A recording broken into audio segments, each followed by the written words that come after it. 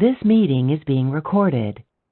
We left off our discussion from Chapter 17, Section 2 on this slide last time, and we were noting that based on our parent being an anisole and this nitro being considered a substituent, the orientation of this nitro substituent to the substituent that makes this an anisole would be an ortho orientation. So we could call this either ortho or O, nitroanisole, but we can also call this a 2-nitroanisole, because if we were to number the carbon that identifies this as an anisole parent, carbon 1, our nitro substituent would be on carbon 2. So I just wanted to clarify that there can be two distinct and correct IUPAC nomenclatures for a di-substituted benzene ring. And again, with this structure in the middle here, we then have our parent being toluene, if we were to circle this portion here, and then our bromo substituent. So again, this is going to be our carbon 1 because it has the methyl group that makes this parent a toluene. So then on our carbon 3 over here would be our bromo substituent.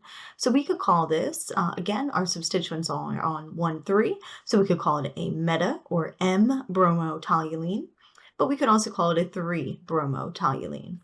And then for the last compound here, for the same reasons, we would call this carbon 1 because this aldehyde functional group makes this a benzaldehyde parent. And then we count over here on carbon 4, we have our chloro substituent. So this could either be chloro, 4-chlorobenzaldehyde, or this is a para or P orientation, so para-chlorobenzaldehyde. So let's continue with some other aspects of nomenclature in this video. So just like before, we always have to identify our parent. So whether that's our benzene ring or a larger straight chain, and the benzene ring will be named as a substituent, we have to determine that first. So name your parent, identify your parent to then name it, then identify any substituents. So any groups that are not on our parent chain or part of our parent ring. So then we want to number this chain and assign locants to each substituent. And a reminder, we always want the lowest number possible. And then last but not least, we always have to alphabetize things and exclude prefixes except for iso when doing so. So let's take a look at how we could do this here. So step 1, we need to identify a parent. So if we were to circle everything that's in red here, this would be our benzene ring with a hydroxyl group, so we could call this parent a phenol. And then again, this would be carbon 1, as we see, moving through. So we need to number our substituents based on this fact that the phenol is identified with the hydroxyl group on carbon 1. So we then have carbon 2, 3 for our first bromo, and then 4 and 5, right? We skip over 4, and number 5 will be our second locant here. So now we put these all together and alphabetize. We have the same substituent.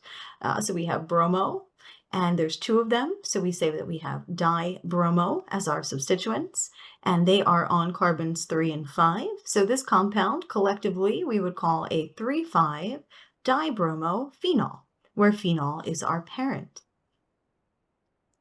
So we can practice nomenclature again here. So first we identify our parent. So that would be everything that's not in red is considered our parent now.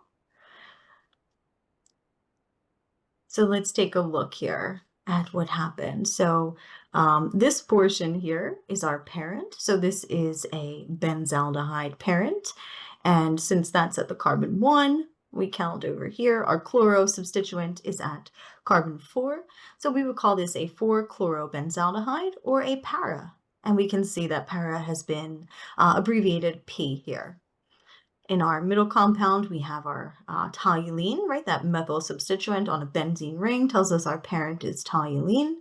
That would be carbon 1, where that methyl is, and we count over here.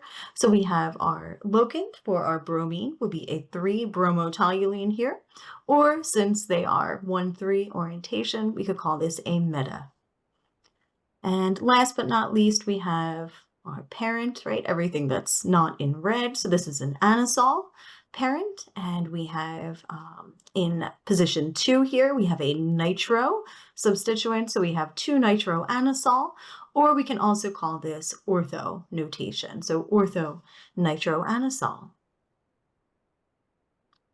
So we will continue with more information about the structure of benzene in our next video.